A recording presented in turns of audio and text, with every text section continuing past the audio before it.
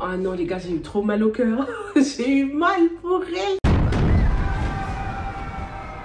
Le cas de Kumba ne s'améliore pas du tout. Même si elle a réussi à confronter sa collègue, cette dernière l'a menacée, l'a shut down carrément, hein, et on se rend compte que Kumba est prise au piège. Elle a été hyper maligne, hein, cette collègue, hein, beaucoup plus maligne que Kumba. De toute façon, depuis le début, on le dit, Kumba a fait preuve de naïveté, ça c'est sûr. Et la seule option qui lui reste, les gars, c'est de dire la vérité, parce que là, c'est chaud. Certains d'entre vous pensent que lorsque les résultats de Tidiane vont arriver, eh bien, il va s'avérer que Tidiane ne peut pas faire d'enfant, et c'est là que les choses vont gâter, parce que Kumba va tomber enceinte. Je sais pas vous, mais personnellement, je ne suis pas du tout satisfaite des raisons qui ont poussé cette collègue à faire cet acte. Hein. Je trouve que c'est trop weak. C'est pas seulement parce qu'elle est trop méchante ou envieuse qu'elle a décidé de faire un acte pareil. Je sais pas, j'ai envie qu'il y ait une raison encore plus forte que ça. Parce que concrètement, lorsqu'on prend le point de vue de Kumba, c'est plutôt Kumba qui devrait être envieuse de sa collègue puisque elle est libre, elle peut faire ce qu'elle veut, elle peut sortir quand elle veut, alors que Kumba vit dans une espèce de prison dorée, quoi. Donc, j'attends encore, j'espère qu'il y aura une raison plus solide que ça. Parce que pour l'instant, je suis pas satisfaite. Dis-moi ce que t'en penses, toi. Kumba ne peut pas porter plainte. Elle ne peut parler à sa situation à personne. Et on voit qu'elle n'est même pas allée à l'hôpital, hein, pour consulter, au moins par précaution. Ce malaise a été représenté dans son costume et même dans son body language. Hein. Kumba est toujours recroquevillé, très mal dans sa peau. Et ça va même plus loin que ça. Kumba a perdu la foi. Ce Coran qui jusqu'ici, lorsqu'on nous le montre, est toujours ouvert, était fermé sur la table, comme pour représenter le manque de foi de Kumba, le manque de confiance en Dieu, qui a été la conséquence de tout ce qu'elle a fait, quoi. Kumba ne pourra pas rester silencieuse longtemps. Tout le monde a déjà remarqué son changement de comportement. Tidiane en a parlé à ses parents. Comment j'aime trop lorsque Tidiane parle à ses parents. Il redevient un homme normal qui a plein de défauts, qui est vulnérable, qui ne maîtrise pas tout, quoi. Ça fait plaisir de voir qu'il peut compter sur ses parents et je trouve que c'est vraiment l'un des avantages de vivre encore avec ses parents. C'est pas pareil lorsque tu téléphones ou lorsque tu visites de temps en temps,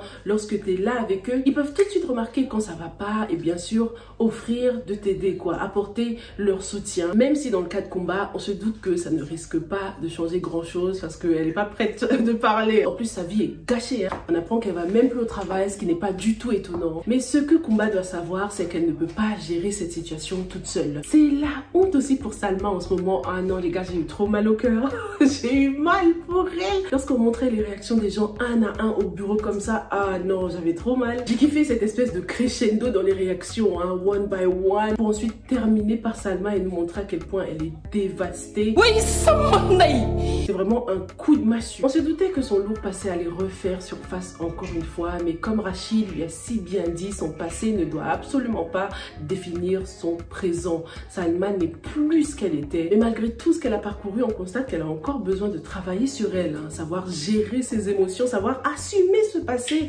dont elle a si peur. On se souvient le jour de son mariage à quel point la réaction de sa cousine l'a affectée. Et là, quelques mois plus tard, on se rend compte que c'est toujours pareil. Salma n'a toujours pas fait la paix avec ce passé qu'elle n'assume pas du tout, quoi. J'ai kiffé comment Rachid a géré la situation et on nous avait un peu préparé à cette réaction positive de sa part, hein, dès le début de cet épisode. On a constaté qu'ils s'étaient enfin réconciliés. On a retrouvé ce Rachid du début qui est très caring, qui aime sa femme. On dirait que Salma a appliqué les conseils de Salimata, même si on nous a pas tout montré. On devine que Salma a usé de son charme féminin pour calmer les nerfs de Rachid. Rachid était de nouveau en blanc parce que ça n'allait pas du tout, hein, dans le dernier épisode. Et Salma portait ce rose qui l'adoucissait, quoi. Parlons de comment Rachid a géré cette situation. C'était juste exemplaire. Sans tarder, il a appelé les autorités compétentes pour faire disparaître la vidéo et les photos d'internet. Il a rassuré sa femme au téléphone avant de venir maintenant face à face pour encore plus la rassurer. Salma, elle était carrément prête à divorcer, les gars, tellement elle n'a pas envie de nuire à la réputation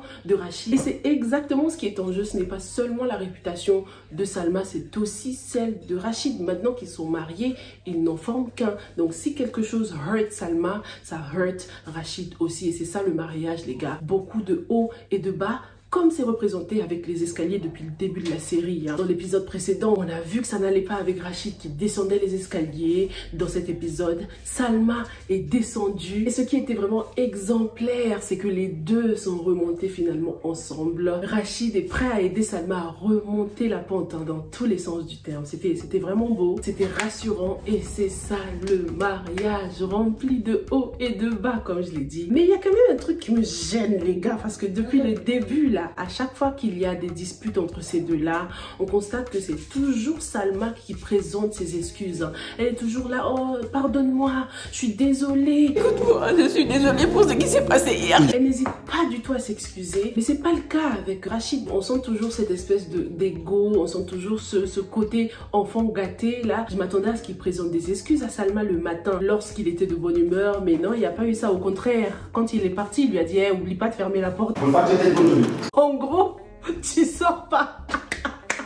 Rachid n'a pas changé d'avis concernant certaines choses. Maintenant que Asta a sorti ce joker et sali la réputation de Salma et Rachid, tout le monde va croire que c'est Soumaya qui est derrière tout ça parce que c'est elle qui a publiquement confronté Salma. C'est le suspect numéro 1 et tout ça a été très bien planifié par Asta et sa mère Khadija qui ont toujours voulu que ce soit Soumaya qui porte le chapeau quoi. J'espère qu'après cet incident, Soumaya va aller voir Salma comme promis pour lui présenter ses excuses. Parce que c'est bien beau de présenter des excuses à Rachid, même si bon c'est un bon début, mais c'est Salma qui a été très hurt et humiliée. J'espère que quand Soumaya ira voir Salma, elle va être touchée par elle et que ce sera le début d'une grande complicité parce que j'ai envie que ce soit Salma qui aide Soumaya à ouvrir les yeux concernant Asta, concernant son mari là. Parlons-en d'ailleurs de ce mari, donc il est de retour. Quel accueil! Oh là là, je m'attendais à un accueil beaucoup plus chaleureux que ça de la part de Soumaya, surtout parce que c'est elle qui n'arrêtait pas de se plaindre que son mari était très absent. Voilà qu'il est de retour et franchement on dirait que ça change pas grand chose dans sa vie quoi. Il lui a ramené ces vieilles fleurs là, c'était quand même la moindre des choses après toute cette absence. Mais franchement entre ces deux là, comme je le dis depuis le début, mais compatibilité zéro. Ils sont pas compatibles, mais du tout, c'est incroyable. Ils ne partagent pas du tout les mêmes valeurs et même lorsqu'ils parlent, le mari il est toujours là, hey baby, fais le gangster là.